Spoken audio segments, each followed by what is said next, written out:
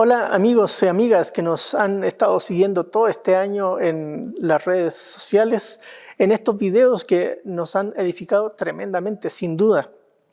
Fíjense que ahora estamos por iniciar una nueva serie y el tema surge de varias conversaciones que hemos tenido y quisiera recordarles, para conectar con esa conversación, la historia aquí en Hechos 6. Recuerdan que están los apóstoles muy ocupados tratando ellos de resolver todas las cosas que están pasando en la iglesia, y empiezan a descuidar algunos asuntos y ellos se dan cuenta que no pueden con todo y piden la ayuda de algunas personas que iban a dedicarse al servicio de los necesitados. Y de esa manera ellos entonces iban a poder dedicarse, como dice Pedro, al ministerio de la palabra. Y ese ministerio de la palabra que nos recuerda Pedro en 6:4, Hechos 6:4, nos lleva a pensar a nosotros hoy las dificultades, las situaciones que nos absorben, que nos llevan cada momento a dedicar un montón de tiempo en la vida de las iglesias, en el diario vivir de la familia. Todo eso nos lleva a pensar en la pregunta que estaremos tratando de resolver a lo largo de los próximos videos. Es: ¿cómo comunicamos las Escrituras hoy?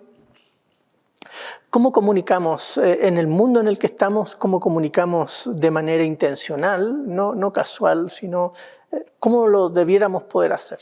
Y parte de eso es lo que queremos responder a lo largo de los siguientes videos. Y hoy lo que queremos trabajar es en torno a esto: cómo leer la Biblia. Porque antes de comunicarla tenemos que primero leerla. Y ahí va a estar la pregunta de hoy.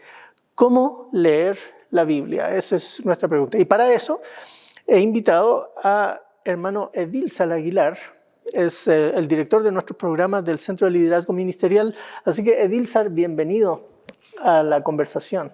Muchas gracias y es un placer saludar a todos los que están aquí pues viendo este video. Les deseo muchas bendiciones, gracias por acompañarnos y espero que esta conversación deje algún beneficio para su lectura de la palabra de Dios.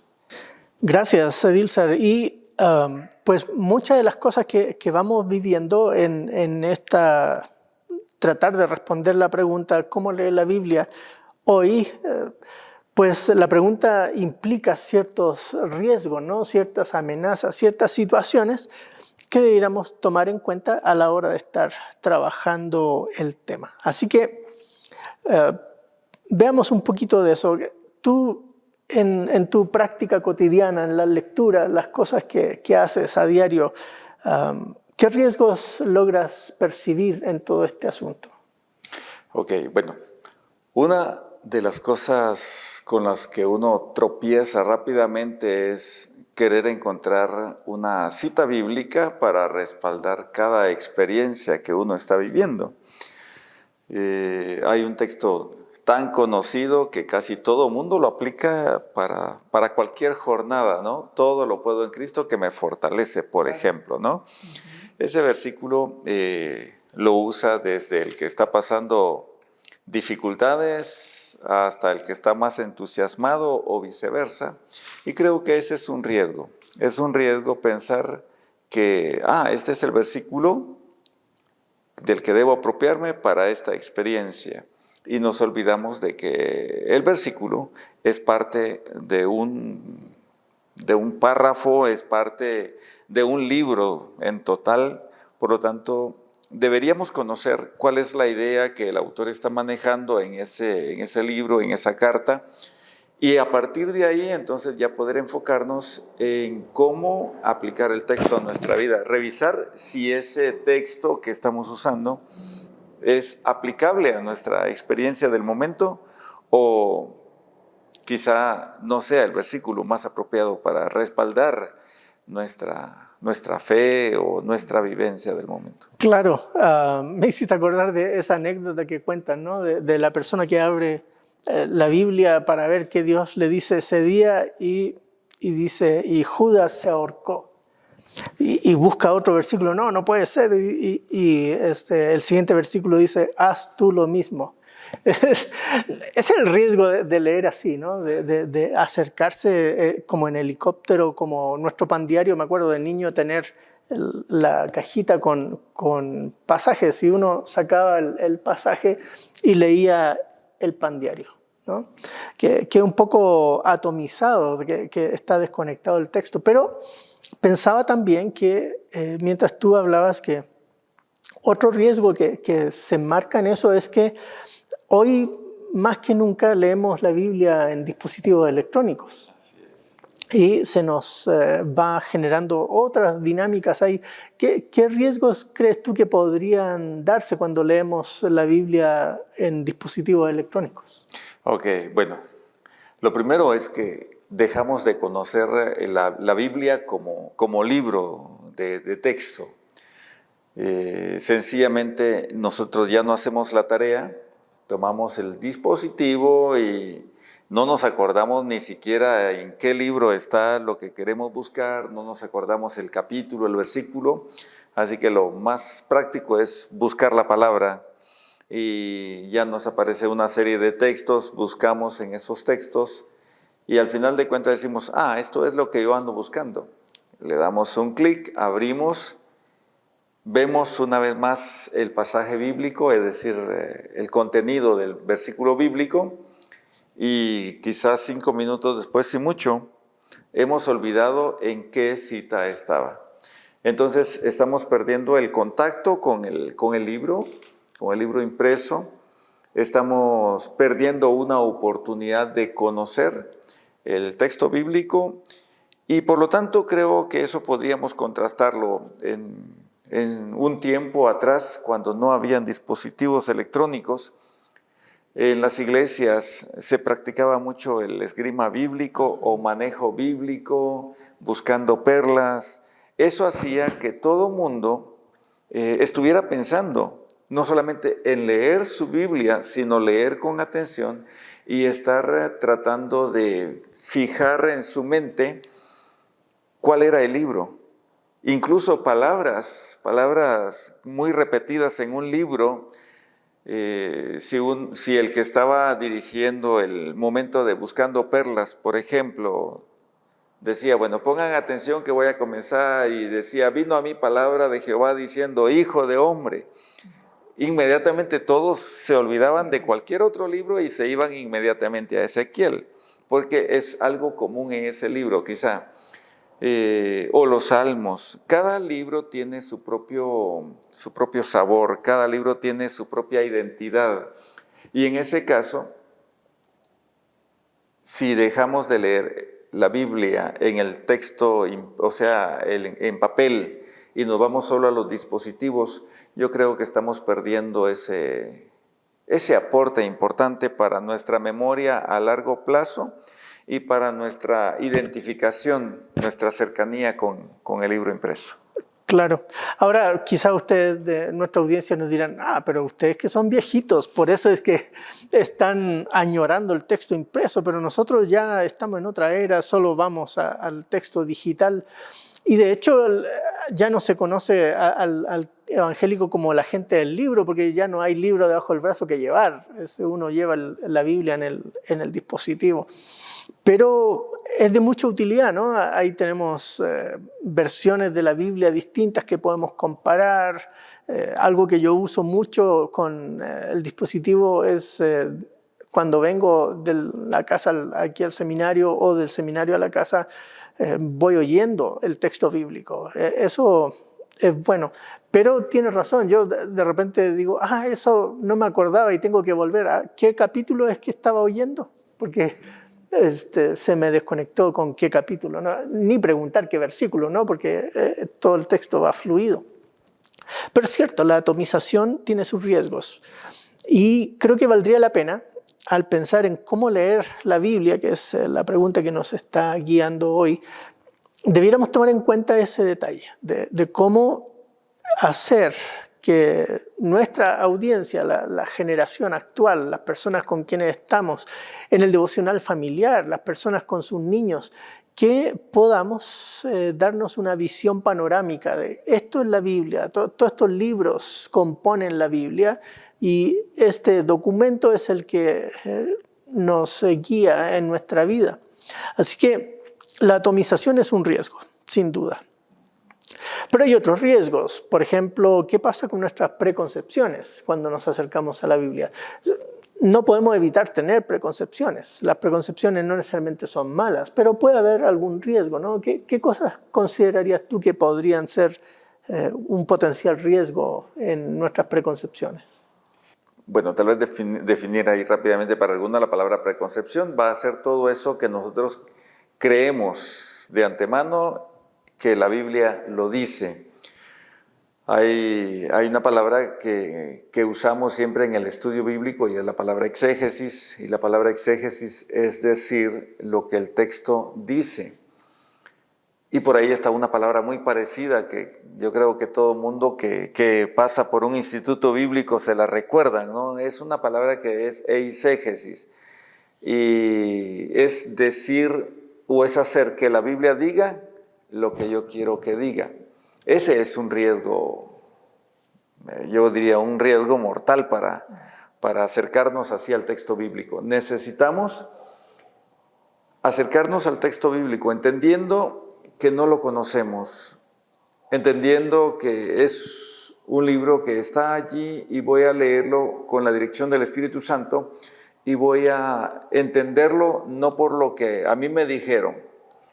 Una preconcepción de esa naturaleza es la que se suele comunicar por allá en las comunidades rurales posiblemente. Cuando alguien va al instituto bíblico, no falta alguien que le diga, debería tener cuidado porque fulano de tal se puso a leer la Biblia y se volvió loco. Esa es una preconcepción. creer que uno, al leer la Biblia, se va a trastornar de la mente, como decimos. Y no es cierto. Debería trastornarse nuestra conducta a raíz de la lectura de la palabra de Dios, porque sí debe haber un resultado después de leer y comprender la palabra de Dios. Hay quienes vienen con esas preconcepciones. En una ocasión me encontré a una persona que me decía, mire, es que yo no puedo aspirar ir al cielo. Y a mí me pareció bastante curiosa esa afirmación, y le digo, ¿pero por qué me dice eso? Y ella me dice, porque la Biblia dice que yo fui concebida en pecado. He aquí, en pecado me concibió mi madre, ¿no? El salmista diciendo eso. Pero ella creía que las relaciones sexuales, por ejemplo, cuyo resultado había surgido pues un embarazo, y ese embarazo era ella. Ella creía que por el pecado de sus padres ella vivía en pecado y que nunca iba a poder aspirar al cielo, nunca iba a poder aspirar a un perdón de pecados por parte de Dios. Yo creo que esa es una preconcepción también, y es de alto peligro. Otra preconcepción es palabras que están en nuestro medio, que al leerlas en la Biblia creemos que significan en la Biblia lo que significan para nosotros hoy. Alguien en una ocasión me llamaba a eso de la 1 de la mañana quizá, con una gran duda, porque estaba leyendo la Biblia en los evangelios y de pronto se encontró que pues cuando los discípulos iban de Jerusalén a Emaús ya habían caminado como unos cuantos estadios, y él entró allí en shock en ese momento y me llamó, y yo atendí la llamada en esa hora, y la pregunta de él era, hermano, cuando Jesús estuvo en la tierra ya se jugaba fútbol. Y yo todo adormitado le digo, ¿por qué me haces esa pregunta? Es que estoy leyendo que aquí ya habían caminado tantos estadios. Ah, bueno, le digo, entonces no se trata de fútbol, no se trata de un estadio de fútbol, se trata de una medida de longitud. Como decir, habían caminado 5 kilómetros o 10 kilómetros. Esas palabras, bueno, las traemos ya, y al leerlas en el texto bíblico creemos que el significado es el mismo, y realmente no es así. Así que creo que hay peligros, he puesto ahí algunos ejemplos nada más, y habrían muchos más ejemplos. Sí, sin duda. Es cosa de recordar que la Escritura fue el texto más reciente, digamos, Apocalipsis a fines del primer siglo, ¿no? Estamos hablando de 2000 años atrás. Y ese es el texto más reciente de la Escritura, el último en escribirse. Que no decir los del Antiguo Testamento. En otra cultura, en otro idioma. Así que pensar hoy nosotros que la Escritura fue hecha en el siglo XXI en español es peligroso, ¿no? Porque nos puede hacer tropezar en eso. Y me hiciste acordar una anécdota que yo viví de adolescente. Leyendo Levíticos, yo veía que los sacerdotes iban con las cazuelas para acá, para allá. Resulta que en Chile cazuela es un caldo de res o de pollo, ¿sí? Y yo decía, pero ¿cómo están yendo con la sopa para acá, con la sopa para allá? Hasta que busqué en un diccionario que cazuela era una olla de barro. Y yo dije, ahora entiendo lo que están haciendo los sacerdotes con las cazuelas, ¿no? Pero sí, son esas cosillas que podrían entorpecernos. Algo que uno puede hacer entonces cuando está leyendo la Biblia, si tiene duda, buscar en un diccionario bíblico, ¿cierto? Y esa herramienta me va a ayudar a aclarar algunas cosas, sin duda. Pensando también en otro tema que podría eventualmente ser riesgoso, que tiene que ver un poco con la atomización, ¿no? Que en la atomización uno termina con los pedazos por separado, ¿cierto? Pero el otro riesgo es cuando estamos leyendo los textos, no sabemos necesariamente el orden en que fueron escritos, la cuestión cronológica. O tenemos la Biblia completa ahora, entonces la leemos de manera canónica. Ahí está el canon y la leemos de manera canónica. ¿Crees tú que en alguna de esas cosas se podría colar algún riesgo que debemos estar conscientes a la hora de leer la Biblia? Oh, sí, yo creo que sí hay riesgos. Bueno, primero, si leemos la Biblia tal y como la tenemos canónicamente en nuestros libros, en nuestra Biblia, como le decimos, vamos a creer primero que el primer libro de la Biblia fue el libro de Génesis y que el último libro de la Biblia fue el libro de Apocalipsis. Entonces, quizá un problema iba a ser que ya cuando vayamos leyendo todo el libro de Génesis, quizá con los primeros 5 libros no vayamos a tener dificultades mayores, pero una vez entremos a leer el libro de Jueces, ya vamos a tener algunas dificultades y nos adentramos y podemos leer los libros históricos, y de pronto pasamos a Esdras, pasamos a Nehemías, y pareciera ser que ahí terminó la Biblia, ¿no? Porque después de los Salmos vamos a tomar el libro de Proverbios, Eclesiastés, y después vamos a volver a los profetas. Y pareciera ser que los profetas, desde Isaías hasta Malaquías, nos dejan ahí como en un espacio. ¿Y esto qué significa? Si aquí ya me dijo el texto que allá en Nehemías o que en Esdras pasó esto, y ahora me lo está diciendo, ¿por qué estos libros de aquí en medio no mencionaron nada de eso, por ejemplo? Ese es un riesgo. Pero leerlo de una manera diferente creo que va a ayudar la lectura cronológica, o por lo menos, tal vez no la lectura cronológica, pero a entender que los sucesos a los que la Biblia se refiere tienen su momento, y que muchos o varios libros recogen esos momentos, recogen esa historia y la dejan plasmada allí en letra para que nosotros vengamos y la leamos. Claro, pensaba, por ejemplo, los profetas, ¿no? Isaías, Isaías vivió en la época antes de que se destruyera Jerusalén. Correcto. Jeremías vivió en poquitos años antes de Jerusalén y la destrucción misma, ¿no? Y luego después de la destrucción. Esdras y Nehemías viven después, junto con Malaquías, por allá, ¿no? Entonces, claro, hay cierto orden cronológico que podría, si uno no lo tiene en mente, al leer el texto bíblico podría crearle confusión al leer la Biblia. Y yo creo que sí, creo que sí resulta siendo una pena para muchos cuando recién convertidos a Cristo, ¿no? Profesando su fe, ven esa dificultad. ¿Y cómo leo la Biblia? ¿Cómo leo la Biblia? Pues una recomendación siempre, o por lo menos las 2 recomendaciones más conocidas, o quizá 3. Comience leyendo el libro de los Salmos. Bueno, le van a alimentar su fe. Otros dicen, le recomiendo que comience a leer el Evangelio de Juan.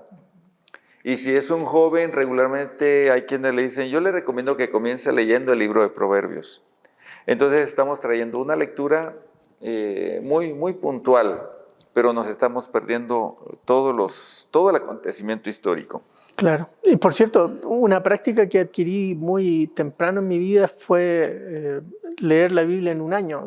A un ritmo de 3 capítulos diarios uno lee la Biblia como en 11 meses, más o menos. Así que hay varias formas que uno puede aprovechar, ¿no? Empaparse del global.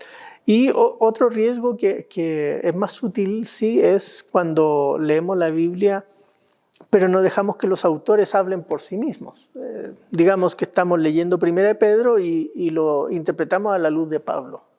O estamos leyendo Marcos y no dejamos a Marcos hablar, nos vamos rápido a Mateo para tratar de ver qué está pasando en este pasaje de Marcos. Pero Marcos es Marcos, Mateo es Mateo, así que es parte del disfrutar a cada autor bíblico y dejar que ellos cuenten lo que nos quieren contar. Y luego entonces ir y mirar qué otros autores dicen. Porque una práctica antigua que se ha ido perdiendo era de ir de un lado para otro la Biblia, ¿no? Como la Biblia se prueba con la Biblia, entonces uno avanzaba como en la cadena de versos de Thompson, sin prestarle atención, como decías tú al principio, a los versículos alrededor, al párrafo, al contexto, y vamos brincando de un lado a otro. Ahora, esos son los riesgos, ¿no? Pero también hay cosas que podemos hacer al leer la Biblia. Y hoy tenemos facilidades tremendas. Hablemos un poquito de estas facilidades tremendas que tenemos hoy de leer las Escrituras cuando tenemos, por ejemplo, herramientas de estudio bíblico. Ok, bueno, yo creo que para este tiempo nosotros estamos tan bendecidos en ese tema de herramientas. Sabemos que si pensamos en herramientas impresas, todo el mundo dice, no, pero que están muy costosas. Pero hay muchas herramientas y una de las herramientas inmediatas que debemos usar, yo creo, es el poder leer la Biblia en otras versiones. El leer la Biblia en otras versiones debería ser una primera pincelada para nuestro acercamiento y nuestra comprensión del texto bíblico. ¿Por qué razón? Una versión o las versiones han sido escritas usando un lenguaje muy puntual del momento, De esa cuenta tenemos una antigua versión, ¿no? O Reina Valera versión antigua, como le llamamos, y cuando la leemos, no es que nos consideremos muy jóvenes, pero aún nosotros cuando leemos esa versión, nos encontramos con palabras muy difíciles de entender. Entonces viene la Reina Valera 1960, que ya es una actualización de lenguaje, digamos, y esas palabras que eran muy difíciles, ahora aquí nos las pone mucho más sencillas, pero aún así, leyendo Reina Valera 60, a veces encontramos lenguaje que nos cuesta comprender. Entonces, la recomendación es acudir a otras versiones, leer la Biblia, siempre decimos, por lo menos en 3 versiones diferentes. Eso va a ayudar para tener una primera concepción más clara del texto bíblico y ahí podemos comprender cómo el texto quiere, o lo que el texto quiere decir. Claro. Pensaba, por ejemplo, una anécdota cuando salió Reina Valera 95 en la publicidad, decía, si usted cree que enjugar es hacer jugo, lea Reina Valera 95, porque enjugar quiere decir secar, ¿cierto? Secar. Pero, claro, enjugará a Dios toda lágrima y uno en el español cotidiano nuestro, pues no logramos ver esos significados. Pensaba en la 1909, el caso típico es de 1 Corintios 13, que ahí es la caridad. Es el pasaje de la caridad. Claro, a principios del siglo XX la palabra agape era caridad, pero hoy nadie pensaría en agape como caridad, sino como amor, ¿no? Y nuestras versiones modernas todas traducen amor, desde la Reina Valera 60 en adelante. Pero eso ilustra, ¿no?, cómo cada generación necesita tener sus propias herramientas cercanas. Y hoy, volviendo a lo de los dispositivos, tenemos la ventaja. Por ejemplo, hay una aplicación que se llama YouVersion que tiene no sé cuántas versiones en español, pero un montón de versiones en español. Además, por cierto, ahí, no sé si ustedes sabían, pero hay versiones en cachiquel, en quiché, en mam. Es de explorar en quechua. Hay que sacarle provecho a todas esas versiones que están ahí en idiomas que no son el español, sino idiomas locales de América Latina que se pueden aprovechar, ¿no? Y a lo mejor usted ya sabe esos idiomas, nació y creció en esos idiomas y no se había dado cuenta que en el dispositivo electrónico que tiene ahora en sus manos tiene la linda posibilidad de leer la Biblia en su propia lengua materna. Así que herramientas fabulosas.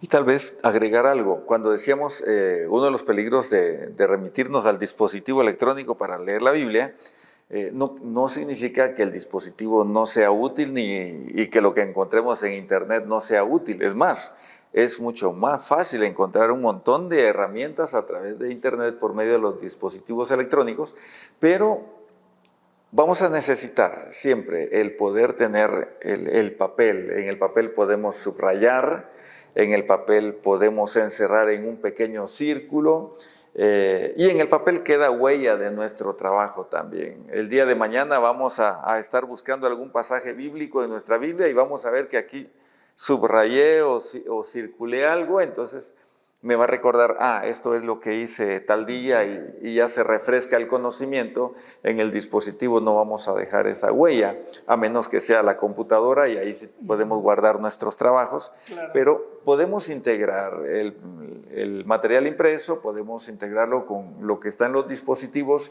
y en nuestro dispositivo de trabajo en el escritorio también. Claro. Bueno, miren cómo se pasa el tiempo, y hoy en este video hemos tratado de ver cómo leer la Biblia, pero con el propósito de comunicar las Escrituras. No es simplemente mi lectura devocional, sino mi lectura intencional con el propósito de comunicarla.